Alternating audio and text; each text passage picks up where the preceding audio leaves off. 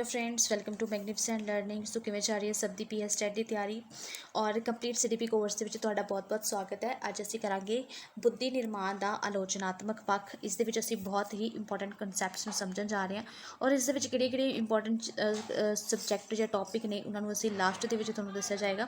Because ਅਗਰ ਪਹਿਲੇ ਦੱਸ ਦਿੱਤਾ ਜਾਂਦਾ ਤਾਂ ਤੁਸੀਂ ਸਿਰਫ ਇੰਪੋਰਟੈਂਟ ਹੀ ਤੇ ਹੀ ਫੋਕਸ ਕਰਦੇ ਹੋ, ਬਾਕੀ ਦੀ ਚੀਜ਼ਾਂ ਨੂੰ ਨਹੀਂ ਸਮਝਦੇ, ਜੋ ਕਿ ਕਾਫੀ ਗਲਤ ਹੈ। ਅੰਡਰਸਟੈਂਡਿੰਗ ਦੇ ਲਈ ਤੁਹਾਨੂੰ ਹਰ ਇੱਕ ਪੁਆਇੰਟ ਨੂੰ ਧਿਆਨ ਦੇ ਨਾਲ ਸਮਝਣਾ ਜ਼ਰੂਰੀ ਹੈ। ਠੀਕ ਹੈ ਜੀ। ਸਭ ਤੋਂ ਪਹਿਲਾਂ ਅਸੀਂ ਬੁੱਧੀ ਕੀ ਹੁੰਦੀ ਹੈ ਉਸ ਨੂੰ ਸਮਝਾਂਗੇ। ਬੁੱਧੀ ਦੀਆਂ ਕਿਸਮਾਂ ਕਿਹੜੀਆਂ ਨੇ ਔਰ ਬੁੱਧੀ ਦੀਆਂ ਵਿਸ਼ੇਸ਼ਤਾਵਾਂ ਕਿਹੜੀਆਂ ਨੇ, ਕਾਫੀ ਇੰਪੋਰਟੈਂਟ ਨੇ। ਬੁੱਧੀ ਨੂੰ ਪ੍ਰਭਾਵਿਤ ਕਰਨ ਵਾਲੇ ਕਾਰਕ ਕਿਹੜੇ ਨੇ, ਬੁੱਧੀ ਦੇ ਸਿਧਾਂਤ ਕਿਹੜੇ ਨੇ। ਬੁੱਧੀ ਦੇ ਸਿਧਾਂਤ ਬਹੁਤ ਜ਼ਿਆਦਾ ਇੰਪੋਰਟੈਂਟ ਨੇ। ਕੱਲਾ ਕਰਕੇ ਬਹੁਤ ਚੰਗੇ ਤਰੀਕੇ ਨਾਲ ਸਮਝੋ। ਬੁੱਧੀ ਅੰਕਾਂ ਦੀ ਰੇਂਜ ਕੀ ਹੈ ਔਰ ਬੁੱਧੀ ਦਾ ਮਾਪਨ ਕੀ ਹੈ। ਠੀਕ ਹੈ ਜੀ। ਇਹ ਸਾਰੀਆਂ ਚੀਜ਼ਾਂ ਅਸੀਂ ਡਿਸਕਸ ਕਰਾਂਗੇ ਇਸ ਵੀਡੀਓ ਦੇ ਵਿੱਚ। ਕਾਫੀ ਇੰਪੋਰਟੈਂਟ ਟੌਪਿਕ ਹੈ ਪੀਐਸ ਟੈਟ ਦੇ ਲਈ। ठीक है जी। सी टैट लिए थोड़ा जा घट इंपॉर्टेंट हो सकता है, बट पी एस टैट के लिए बहुत ज़्यादा इंपॉर्टेंट है। अगर मैं साधारण भाषा के गल करा कि इंटैलीजेंस, जिसनों असीं पंजाबी दे विच बुद्धि कहते हैं, बुद्धि बेसिकली हुंदी की है? बुद्धि की होंगी है? सीखण की योग्यता। साढ़े सारिਆਂ ਦੇ ਅੰਦਰ सीखण की योग्यता, यानी कि इट मीन साढ़े अंदर इंटैलीजेंस लैवल है। इंटैलीजेंस है समायोजन की योग्यता। असीं अपने वातावरण के विच किवें एडजस्ट करते हैं, किवें अपने आले दुआले के लोगों के नाल एडजस्ट करने हैं। समायोजन की योग्यता की है? बुद्धि है। आलोचनात्मक सोच की योग्यता, जिहड़ी एब्सट्रैक्ट थिंकिंग है, क्रिटिकल थिंकिंग है, उसकी योग्यता भी की है? ਅਸੀਂ ਚੰਗੇ ਤੇ ਬੁਰੇ ਦੇ ਵਿੱਚ ਫਰਕ ਕਰ ਸਕਦੇ ਹਾਂ। ਸਮੱਸਿਆਵਾਂ ਨੂੰ ਹੱਲ ਕਰਨ ਦੀ ਯੋਗਤਾ ਵੀ ਕੀ ਹੁੰਦੀ ਹੈ? ਬੁੱਧੀ ਹੁੰਦੀ ਹੈ। ਇੱਕ ਸੌਖੇ ਤਰੀਕੇ ਦੇ ਵਿੱਚ ਮੈਂ ਤੁਹਾਨੂੰ ਦੱਸਦਾ, ਬੁੱਧੀ ਬੇਸਿਕਲੀ ਕੀ ਹੁੰਦੀ ਹੈ? ਸਮਾਯੋਜਨ ਦੀ ਯੋਗਤਾ, ਸਿੱਖਣ ਦੀ ਯੋਗਤਾ, ਆਲੋਚਨਾਤਮਕ ਦੀ ਯੋਗਤਾ ਤੇ ਸਮੱਸਿਆ ਹੱਲ ਕਰਨ ਦੀ ਯੋਗਤਾ। ਹੁਣ ਮੈਂ ਤੁਹਾਨੂੰ ਦੱਸ ਦਿੰਦੀ ਹਾਂ अलग ਜਿਹੜੇ ਮਨੋਵਿਗਿਆਨੀ ਉਹਨਾਂ ਦੇ ਅਨੁਸਾਰ ਕੀ ਹੈ। ਬਕਿੰਗਮ ਦੇ ਅਨੁਸਾਰ ਸਿੱਖਣ ਦੀ ਯੋਗਤਾ ਦਾ ਸੰਬੰਧ ਬੁੱਧੀ ਦੇ ਨਾਲ ਹੈ। ਸਿੱਖਣ ਦੀ ਯੋਗਤਾ ਦਾ ਸੰਬੰਧ ਕਿਸ ਨਾਲ ਹੈ? ਬੁੱਧੀ ਨਾਲ। ਇਸ ਅਨੁਸਾਰ ਪ੍ਰਾਪਤ ਕੀਤੇ ਗਏ ਅਨੁਭਵਾਂ ਤੋਂ ਲਾਭ ਉਠਾਉਣ ਦੀ ਯੋਗਤਾ ਹੀ ਬੁੱਧੀ ਹੈ। ਜਿਹੜੀ ਵੀ ਅਸੀਂ ਆਪਣੇ ਲਾਈਫ ਦੇ ਵਿੱਚ ਐਕਸਪੀਰੀਐਂਸਿਸ ਕਰਦੇ ਹਾਂ, ਉਹਨਾਂ ਤੋਂ ਅਸੀਂ ਕਿਵੇਂ ਲਾਭ ਉਠਾਉਣਾ ਹੈ, ਉਹ ਕੀ ਹੈ? ਸਾਡਾ ਇੰਟੈਲੀਜੈਂਸ ਹੈ। ਠੀਕ ਹੈ ਜੀ। ਬੁੱਧੀ ਥੌਰਨਡਾਈਕ ਕਹਿੰਦੇ ਨੇ ਕਿ ਬੁੱਧੀ ਮੂਰਤ ਅਮੂਰਤ ਅਤੇ ਸਮਾਜਿਕ ਹੁੰਦੀ ਹੈ। ਯਾਨੀ ਕਿ ਜਿਹੜੀ ਬੁੱਧੀ ਹੈ ਐਬਸਟਰੈਕਟ, ਇੰਪੋਰਟੈਂਟ ਹੈ, ਮੇਰੇ ਤੋਂ ਰਿਹਾ ਨਹੀਂ ਜਾਣਾ ਲੱਗਦਾ ਇੰਪੋਰਟੈਂਟ ਦੱਸੇ ਬਿਨਾਂ। ਜਿਹੜੀ ਥੌਰਨਡਾਈਕ ਹੈ ਐਬਸਟਰੈਕਟ, ਕੰਕਰੀਟ ਔਰ ਸੋਸ਼ਲ ਹੁੰਦੀ ਹੈ। ਤਿੰਨ ਯਾਦ ਰੱਖਣੇ ਆ ਤੁਸੀਂ, ਐਬਸਟਰੈਕਟ, ਕੰਕਰੀਟ ਅਤੇ ਸੋਸ਼ਲ। ਪੰਜਾਬੀ 'ਚ ਯਾਦ ਰੱਖ ਲਓ, ਮੂਰਤ, ਅਮੂਰਤ ਅਤੇ ਸਮਾਜਿਕ। ਠੀਕ ਹੈ ਜੀ। ਬਾਕੀ ਚੀਜ਼ਾਂ ਤਾਂ ਤੁਹਾਨੂੰ ਮੈਂ ਇੱਕੋ ਹੀ ਇਸ ਚੀਜ਼ ਦੇ ਵਿੱਚ ਦੱਸ ਦਿੱਤੀਆਂ। ਡੈਫੀਨੇਸ਼ਨਸ ਯਾਦ ਕਰਨ ਦੀ ਜ਼ਰੂਰਤ ਨਹੀਂ ਹੈ, ਬਸ ਤੁਸੀਂ ਇੰਟੈਲੀਜੈਂਸ ਨੂੰ ਸਮਝਣਾ ਕੀ ਹੈ। ਸਮਾਯੋਜਨ ਦੀ ਯੋਗਤਾ, ਸਿੱਖਣ ਦੀ ਯੋਗਤਾ, ਆਲੋਚਨਾਤਮਕ ਸੋਚ ਦੀ ਯੋਗਤਾ ਅਤੇ ਬੇਸਿਕਲੀ ਸਮੱਸਿਆ ਹੱਲ ਕਰਨ ਦੀ ਯੋਗਤਾ। ਹੁਣ ਬੁੱਧੀ ਦੇ ਵਿੱਚ ਕਿਹੜੀਆਂ ਯੋਗਤਾਵਾਂ ਹੁੰਦੀਆਂ ਨੇ ਉਹ ਦੇਖ ਲਓ। ਬੁੱਧੀ ਦੇ ਵਿੱਚ ਕਿਹੜੀਆਂ ਯੋਗਤਾਵਾਂ ਹੁੰਦੀਆਂ? ਨਵੇਂ ਵਾਤਾਵਰਨ ਨੂੰ ਅਪਣਾਉਣ ਅਤੇ ਉਸਨੂੰ ਪਰਿਵਰਤਿਤ ਕਰਨ ਦੀ ਯੋਗਤਾ। ਵੀ ਅਸੀਂ ਆਪਣੇ ਆਪ ਨੂੰ ਇੱਕ ਨਵੇਂ ਵਾਤਾਵਰਨ ਦੇ ਵਿੱਚ ਕਿਵੇਂ ਢਾਲਦੇ ਹਾਂ। ਇੱਕ ਬੱਚਾ ਕਿਵੇਂ ਢਾਲਦਾ ਨਵੇਂ ਵਾਤਾਵਰਨ ਦੇ ਵਿੱਚ, ਉਹ ਕੀ ਹੈ? ਉਸਦੀ ਬੁੱਧੀ ਦੀ ਯੋਗਤਾ ਹੈ। ਨੈਕਸਟ ਹੈ ਗਿਆਨ ਪ੍ਰਾਪਤ ਕਰਨ ਦੀ ਯੋਗਤਾ, ਤਰਕ ਅਤੇ ਅਨੁਭਵ ਦੀ ਯੋਗਤਾ, ਯਾਨੀ ਕਿ ਤਰਕ ਕਰਨਾ, ਲੌਜਿਕ ਲਗਾਉਣੇ, ਐਕਸਪੀਰੀਐਂਸਿਸ ਕਰਨੇ, ਉਸਦੀ ਯੋਗਤਾ ਕੀ ਅਖਵਾਉਂਦੀ ਹੈ? ਬੁੱਧੀ ਅਖਵਾਉਂਦੀ ਹੈ। ਸੰਬੰਧਾਂ ਨੂੰ ਸਮਝਣ ਦੀ, ਰਿਲੇਸ਼ਨਸ ਨੂੰ ਸਮਝਣਾ, ਮੁਲਾਂਕਣ ਅਤੇ ਸਮਝਣ ਦੀ ਯੋਗਤਾ। ਇਹ ਸਾਰੀਆਂ ਹੀ ਯੋਗਤਾਵਾਂ ਕਿਸ ਦੀਆਂ ਨੇ? ਬੁੱਧੀ ਦੀਆਂ ਯੋਗਤਾਵਾਂ। ਹੁਣ ਬੁੱਧੀ ਦੀਆਂ ਕਿਸਮਾਂ ਕਿਹੜੀਆਂ ਨੇ ਉਸ ਨੂੰ ਸਮਝ ਲੈਂਦੇ ਹਾਂ। ਇੰਪੋਰਟੈਂਟ ਹੈ ਬੁੱਧੀ ਦੀਆਂ ਕਿਸਮਾਂ। ਬੁੱਧੀ ਦੀਆਂ ਕਿਸਮਾਂ ਤਿੰਨ ਨੇ ਆਪਣੇ ਕੋਲ, ਉਹੀ ਜਿਹੜੀਆਂ ਆਪਾਂ ਹੁਣ ਥੌਰਨਡਾਈਕ ਦੇ ਦੁਆਰਾ ਦਿੱਤੀਆਂ ਗਈਆਂ ਪੜ੍ਹ ਚੁੱਕੇ ਹਾਂ ਨਾ। ਥੌਰਨਡਾਈਕ ਨੇ ਕਿਹਾ ਹੈ ਕਿ ਬੁੱਧੀ ਮੂਰਤ, ਅਮੂਰਤ ਅਤੇ ਸਮਾਜਿਕ ਹੁੰਦੀ ਹੈ। ਇਹੀ ਤਿੰਨ ਕਿਸਮਾਂ ਨੇ। ਐਬਸਟਰੈਕਟ ਬੁੱਧੀ ਮਤਲਬ ਕਿ ਮੂਰਤ।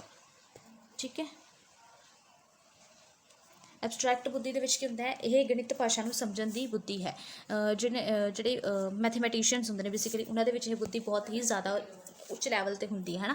ਗਣਿਤ ਭਾਸ਼ਾ ਨੂੰ ਸਮਝਣ ਦੀ ਬੁੱਧੀ ਕਿਹੜੀ ਹੋਗੀ? ਐਬਸਟਰੈਕਟ ਬੁੱਧੀ ਹੋਗੀ। ਇਹ ਬੁੱਧੀ ਕਿਹਨਾਂ 'ਚ ਪਾਈ ਜਾਂਦੀ ਹੈ? ਮੈਥਮੈਟੀਸ਼ੀਅਨਸ 'ਚ। ਨੈਕਸਟ ਹੈ ਮਕੈਨੀਕਲ ਬੁੱਧੀ। ਜਿਹੜੀ ਮਕੈਨੀਕਲ ਬੁੱਧੀ ਹੈ ਇਹ ਉਦਯੋਗਪਤੀਆਂ ਅਤੇ ਬਿਲਡਿੰਗ ਟ੍ਰੇਡਰਸ ਕੋਲ ਪਾਈ ਜਾਂਦੀ ਹੈ। ਠੀਕ ਹੈ। ਕਿਹਨਾਂ ਕੋਲ ਪਾਈ ਜਾਂਦੀ ਹੈ? ਉਦਯੋਗਪਤੀ ਜਿਹੜੇ ਹੁੰਦੇ ਨੇ। ਸਮਾਜਿਕ ਬੁੱਧੀ ਕਿਹਨਾਂ 'ਚ ਪਾਈ ਜਾਂਦੀ ਹੈ? ਸੇਲਜ਼ਮੈਨ ਹੋ ਗਏ, ਜਿਹੜੇ ਵੇਚਣ ਖਰੀਦਣ ਦਾ ਜਿਹੜਾ ਕੰਮ ਕਰਦੇ ਨੇ। ਰਾਜਨੀਤਿਕ ਹੋ ਗਏ, ਨੇਤਾ ਵਗੈਰਾ ਹੋ ਗਏ। ਸਮਾਜਿਕ ਬੁੱਧੀ ਹੁੰਦੀ ਹੈ ਉਹਨਾਂ ਦੇ ਵਿੱਚ। ਉਹਨਾਂ ਨੂੰ ਪਤਾ ਹੈ ਕਿ ਕਿਵੇਂ ਸਾਹਮਣੇ ਵਾਲੇ ਇਨਸਾਨ ਨੂੰ ਸਮਝਾਇਆ ਜਾਵੇ। ਠੀਕ ਹੈ ਜੀ। ਰਿਸ਼ਤਿਆਂ ਨੂੰ ਸਮਝਣਾ ਅਤੇ ਮਨੋਵਿਗਿਆਨ ਦੇ ਨਾਲ ਸੰਬੰਧਿਤ ਹੈ ਸਮਾਜਿਕ ਬੁੱਧੀ। ਅੰਤਰਮੁਖੀ ਵਿਅਕਤੀਆਂ ਦੀ ਸਮਾਜਿਕ ਬੁੱਧੀ ਹੁੰਦੀ ਹੈ। ਅੰਤਰਮੁਖੀ ਵਿਅਕਤੀ ਹੋਣਗੇ ਜਿਹੜੇ ਕਿ ਜ਼ਿਆਦਾ ਜਿਹੜੇ ਨੇ ਲੋਕਾਂ ਦੇ ਨਾਲ ਘੁਲ ਮਿਲ ਸਕਦੇ ਨੇ, ਉਹਨਾਂ ਨੂੰ ਇਨਫਲੂਐਂਸ ਕਰ ਸਕਦੇ ਨੇ ਬੇਸਿਕਲੀ। ਠੀਕ ਹੈ ਜੀ। ਜਿਵੇਂ ਨੇਤਾ ਹੋ ਗਏ। ਸੋ ਬੁੱਧੀ ਦੇ ਕਿਸਮਾਂ ਪਤਾ ਚੱਲ ਗਈਆਂ। ਐਬਸਟਰੈਕਟ ਬੁੱਧੀ ਜਿਹੜੀ ਕਿ ਮੈਥਮੈਟੀਸ਼ੀਅਨਸ ਕੋਲ ਹੁੰਦੀ ਹੈ। ਮਕੈਨੀਕਲ ਬੁੱਧੀ ਉਦਯੋਗਪਤੀਆਂ ਅਤੇ ਬਿਲਡਿੰਗ ਟ੍ਰੇਡਰਸ ਕੋਲ। ਸਮਾਜਿਕ ਬੁੱਧੀ ਸੇਲਜ਼ਮੈਨ, ਰਾਜਨੀਤਿਕ ਅਤੇ ਅੰਤਰਮੁਖੀ ਵਿਅਕਤੀਆਂ ਦੇ ਕੋਲ ਹੁੰਦੀ ਹੈ। ਹੁਣ ਅਸੀਂ ਗੱਲ ਕਰ ਲੈਂਦੇ ਹਾਂ ਬੁੱਧੀ ਦੀਆਂ ਵਿਸ਼ੇਸ਼ਤਾਵਾਂ ਦੀ। ਬੁੱਧੀ ਮਨੁੱਖ ਦੀ ਜਨਮਜਾਤ ਸ਼ਕਤੀ ਹੈ। ਬੁੱਧੀ ਕੀ ਹੈ? ਮਨੁੱਖ ਨੂੰ ਜਨਮ ਤੋਂ ਹੀ ਮਿਲੀ ਹੋਈ ਉਸ ਦੇ ਵਿੱਚ ਇੱਕ ਤਾਕਤ ਹੈ। ਬੁੱਧੀ ਸਧਾਰਨ ਯੋਗਤਾ ਅਤੇ ਯੋਗਤਾ ਹੈ ਜਿਸ ਨਾਲ ਵਿਅਕਤੀ ਦੂਸਰਿਆਂ ਨੂੰ ਸਮਝ ਸਕਦਾ ਹੈ। ਬੁੱਧੀ ਇੱਕ ਸਧਾਰਨ ਯੋਗਤਾ ਜਿਸ ਨਾਲ ਵਿਅਕਤੀ ਦੂਜਿਆਂ ਨੂੰ ਸਮਝ ਸਕਦਾ ਹੈ। ਬੁੱਧੀ ਦੇ ਪੱਧਰ ਤੋਂ ਹੀ ਇੱਕ ਵਿਅਕਤੀ ਦੀ ਦੂਜੇ ਵਿਅਕਤੀ ਨਾਲ ਭਿੰਨਤਾ ਹੁੰਦੀ ਹੈ। ਹਰ ਇੱਕ ਵਿਅਕਤੀ ਦੇ ਵਿੱਚ ਬੁੱਧੀ ਦਾ ਜਿਹੜਾ ਪੱਧਰ ਹੈ ਉਹ ਅਲੱਗ-ਅਲੱਗ ਹੋ ਸਕਦਾ ਹੈ। ਕਈਆਂ ਦੇ ਵਿੱਚ ਬੁੱਧੀ ਦਾ ਪੱਧਰ ਹਾਈ ਹੁੰਦਾ ਤੇ ਕਈਆਂ ਦੇ ਵਿੱਚ ਲੋ ਹੁੰਦਾ। ਉਹ ਆਪਾਂ ਅੱਗੇ ਜਾ ਕੇ ਸਮਝਾਂਗੇ ਇਸ ਨੂੰ ਹੋਰ ਵੀ ਐਲੈਬੋਰੇਟ ਤਰੀਕੇ ਨਾਲ। ਬੁੱਧੀ ਵਿਅਕਤੀ ਨੂੰ ਕਠਿਨ ਸਮੱਸਿਆ ਦਾ ਹੱਲ ਕਰਨ ਦੇ ਲਈ ਸਹਾਇਕ ਕਰਦੀ ਹੈ। ਬੁੱਧੀ ਵਿਅਕਤੀ ਨੂੰ ਆਪਣੇ ਅਨੁਭਵਾਂ ਤੋਂ ਲਾਭ ਉਠਾਉਣ ਦੀ ਯੋਗਤਾ ਪ੍ਰਦਾਨ ਕਰਦੀ ਹੈ।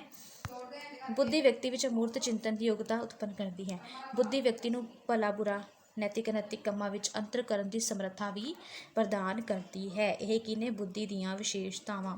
ਬੁੱਧੀ ਅਕਾਦਮਿਕ ਪ੍ਰਾਪਤੀ ਵਿੱਚ ਬਹੁਤ ਉੱਚ ਸਹਿਜ ਸੰਬੰਧ ਪਾਇਆ ਜਾਂਦਾ ਹੈ। ਯਾਨੀ ਕਿ ਜਿਹੜੀ ਅਕੈਡਮਿਕ ਅਚੀਵਮੈਂਟਸ ਹੁੰਦੀਆਂ ਨੇ, ਪੜ੍ਹਾਈ ਲਿਖਾਈ ਵਾਲੀਆਂ ਚੀਜ਼ਾਂ ਹੁੰਦੀਆਂ ਨੇ, ਉਹਨਾਂ ਦੇ ਵਿੱਚ ਵੀ ਬੁੱਧੀ ਦਾ ਕਾਫੀ ਜ਼ਿਆਦਾ ਰੋਲ ਮੰਨਿਆ ਜਾਂਦਾ ਹੈ। ਹੁਣ ਅਸੀਂ ਗੱਲ ਕਰ ਲੈਂਦੇ ਹਾਂ ਕਿ ਬੁੱਧੀ ਨੂੰ ਪ੍ਰਭਾਵਿਤ ਕਰਨ ਵਾਲੇ ਕਾਰਕ ਕਿਹੜੇ ਕਿਹੜੇ ਨੇ।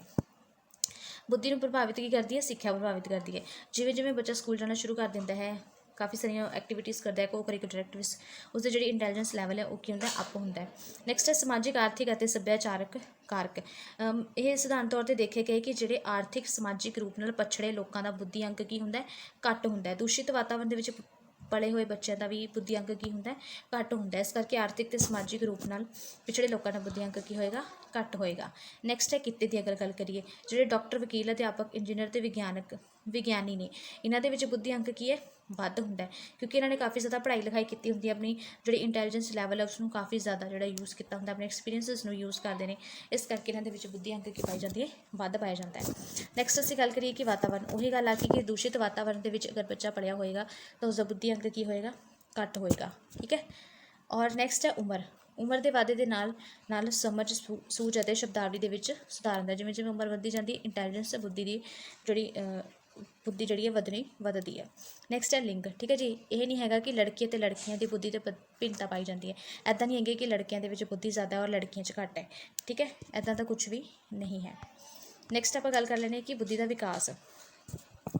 ਬੁੱਧੀ ਦਾ ਵਿਕਾਸ ਕਿਵੇਂ ਹੁੰਦਾ ਹੈ? ਆਰੰਭਿਕ ਬਾਲਪਨ ਦੀ ਅਵਸਥਾ ਦੇ ਵਿੱਚ ਬੁੱਧੀ ਦਾ ਵਿਕਾਸ ਕੀ ਹੁੰਦਾ ਹੈ? ਤੇਜ਼ੀ ਨਾਲ, ਸਟਾਰਟਿੰਗ ਦੇ ਪੀਰੀਅਡ ਦੇ ਵਿੱਚ।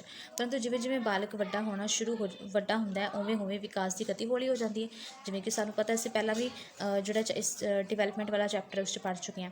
ਟਰਮੇ ਦੇ ਅਨੁਸਾਰ ਮਾਨਸਿਕ ਉਮਰ 16 ਸਾਲ ਦੀ ਉਮਰ ਤੱਕ ਰੁਕ ਜਾਂਦੀ ਹੈ। ਯਾਨੀ ਕਿ ਜਿਹੜਾ ਮਾਨਸਿਕ ਵਿਕਾਸ ਹੈ ਉਹ ਕਿ 16 ਸਾਲ ਦੀ ਉਮਰ ਤੱਕ ਰੁਕ ਜਾਂਦਾ ਹੈ। ਇਹ ਇੰਪੋਰਟੈਂਟ ਇਹਨੂੰ ਯਾਦ ਰੱਖਿਓ ਕਿ ਟਰਮਨ ਨੇ ਕੀ ਕਿਹਾ? ਮਾਨਸਿਕ ਵਿਕਾਸ 16 ਸਾਲ ਦੀ ਉਮਰ ਤੱਕ ਰੁਕ ਜਾਂਦਾ ਹੈ। ਬਟ ਮਾਯੂਲੀ ਜੀ ਕਹਿੰਦੇ ਨੇ ਕਿ ਮਾਨਸਿਕ ਵਿਕਾਸ 20 ਸਾਲ ਤੱਕ ਹੁੰਦਾ ਰਹਿੰਦਾ ਹੈ। ਠੀਕ ਹੈ। 40 ਸਾਲ ਦੇ ਬਾਅਦ ਬੁੱਧੀ ਦੇ ਘਟਣ ਦੀ ਗਤੀ ਵੱਧ ਜਾਂਦੀ ਹੈ। ਬੁੱਧੀ ਕੀ ਘਟਣਾ ਸ਼ੁਰੂ ਹੋ ਜਾਂਦੀ ਹੈ। ਆਪਾਂ ਨੂੰ ਪਤਾ ਹੈ ਕਿ 40 ਸਾਲ ਤੋਂ ਬਾਅਦ ਜਿਹੜੇ ਵਿਅਕਤੀ ਨੇ ਉਹਨਾਂ ਨੂੰ ਯਾਦਦਾਸ਼ਤ ਉਹਨਾਂ ਦੀ ਘੱਟ ਜਾਂਦੀ ਹੈ, ਹੈ ਨਾ, ਯਾਦ ਨਹੀਂ ਰਹਿੰਦਾ, ਭੁੱਲ ਜਾਂਦੇ, ਮੈਮਰੀ ਲੋਸ ਹੋ ਜਾਂਦਾ ਹੈ। ਸੋ ਇਹ ਚੀਜ਼ਾਂ ਕੀ ਹੈ ਕਿ 40 ਸਾਲ ਤੋਂ ਬਾਅਦ ਬੁੱਧੀ ਦੇ ਘਟਣ ਦੀ ਗਤੀ ਕੀ ਹੋ ਜਾਂਦੀ ਹੈ? ਵੱਧ ਜਾਂਦੀ ਹੈ। ਹੁਣ ਅਸੀਂ ਥਿਊਰੀਜ਼ ਆਫ ਇੰਟੈਲੀਜੈਂਸ ਨੂੰ ਸਮਝਾਂਗੇ ਜੋ ਕਿ ਕਾਫੀ ਇੰਪੋਰਟੈਂਟ ਨੇ। ਥਿਊਰੀਜ਼ ਆਫ ਇੰਟੈਲੀਜੈਂਸ ਦੀ ਸ਼ੁਰੂਆਤ ਸਭ ਤੋਂ ਪਹਿਲਾਂ ਅਸੀਂ ਗੱਲ ਕਰਾਂਗੇ ਇੱਕ ਕਾਰਕੀ ਯੋਗਤਾ ਤੋਂ। ਠੀਕ ਹੈ ਜੀ। ਇੱਕ ਕਾਰਕੀ ਯੋਗਤਾ ਕੀ ਹੈ? ਵਨ ਫੈਕਟਰ ਥਿਊਰੀ ਜਿਹੜੀ ਹੈ ਕਿਸਨੇ ਦਿੱਤੀ ਸੀ? ਬਿਨੇ ਨੇ ਦਿੱਤੀ ਸੀਗੀ। ਔਰ ਬਿਨੇ ਨੇ ਫਸਟ ਇੰਟੈਲੀਜੈਂਸ ਟੈਸਟ ਵੀ ਦਾ ਨਿਰਮਾਣ ਵੀ ਕੀਤਾ ਸੀ। ਮੋਸਟ ਇੰਪੋਰਟੈਂਟ ਹੈ, ਪੁੱਛਿਆ ਜਾਂਦਾ ਹੈ ਕਿ ਇੱਕ ਕਾਰਕੀ ਜਿਹੜੀ ਯੋਗਤਾ ਹੈ ਕਿਸ ਦੇ ਦੁਆਰਾ ਦਿੱਤੀ ਗਈ ਸੀ? ਇਹ ਦਿੱਤੀ ਗਈ ਸੀ ਅਲਫਰਡ ਬਿਨੇ ਦੇ ਦੁਆਰਾ। ਔਰ ਇਸ ਨੂੰ ਅਲਫਰਡ ਬਿਨੇ ਦੁਆਰਾ ਫਸਟ ਇੰਟੈਲੀਜੈਂਸ ਟੈਸਟ ਵੀ ਦਿੱਤਾ ਗਿਆ ਸੀ। ਠੀਕ ਹੈ। ਦੂਜਾ ਸਿਧਾਂਤ ਸਾਡੇ ਕੋਲ ਹੈ ਦੋ ਕਾਰਕੀ ਯੋਗਤਾ। ਇੱਕ ਚੀਜ਼ ਹੋਰ, ਇੱਕ ਕਾਰਕੀ ਯੋਗਤਾ ਦੇ ਵਿੱਚ, ਯਾਨੀ ਕਿ ਇੱਕ ਕਾਰਕ ਬਿਨੇ ਨੇ ਕਿਹੜਾ ਦਿੱਤਾ ਹੈ?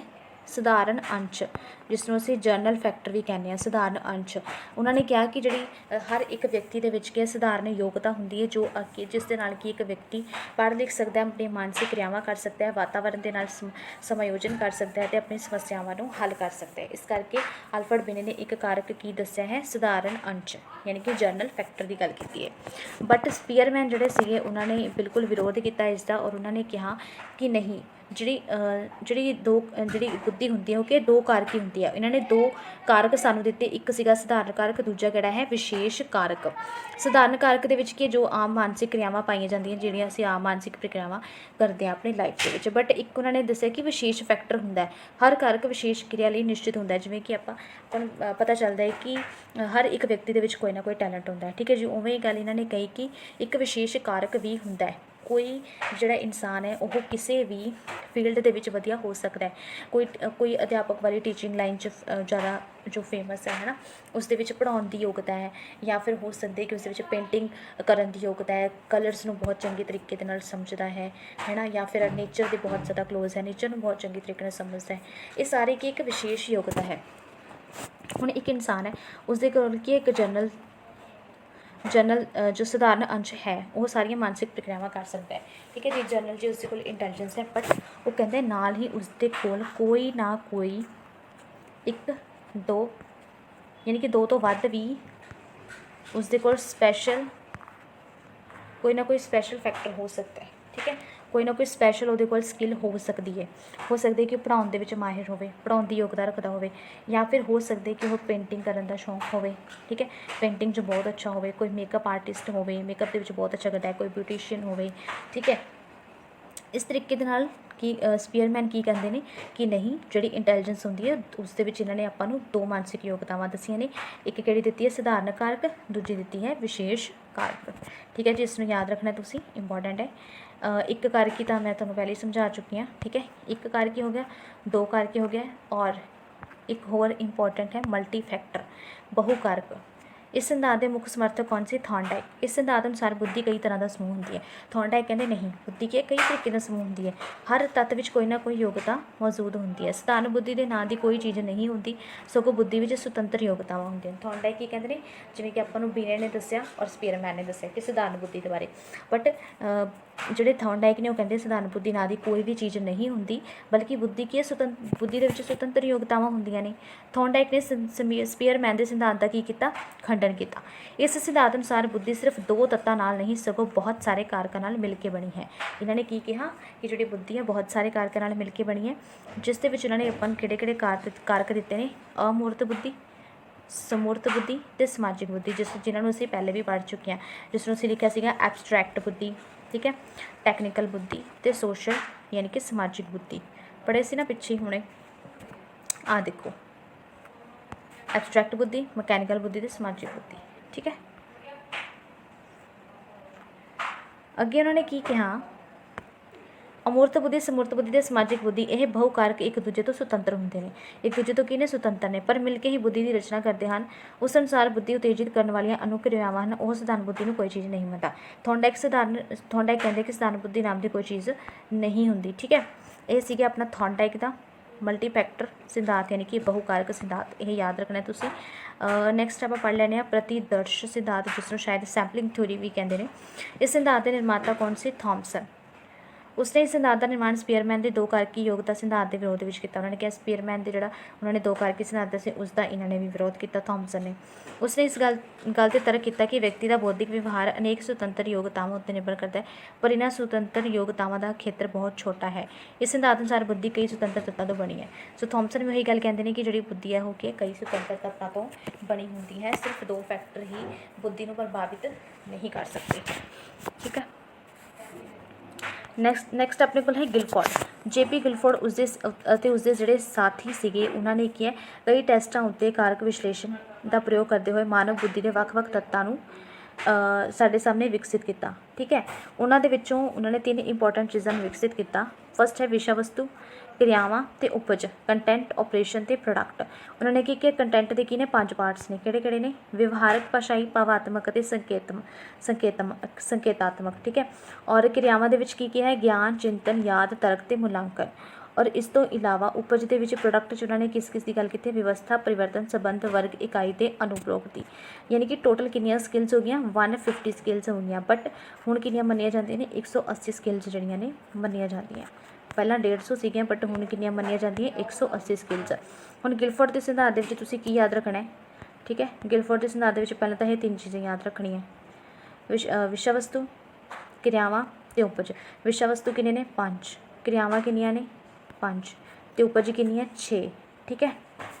ਇਹਨਾਂ ਨੂੰ ਮਲਟੀਪਲਾਈ ਕਰਕੇ ਕਿੰਨਾ ਬਣਦਾ ਹੈ?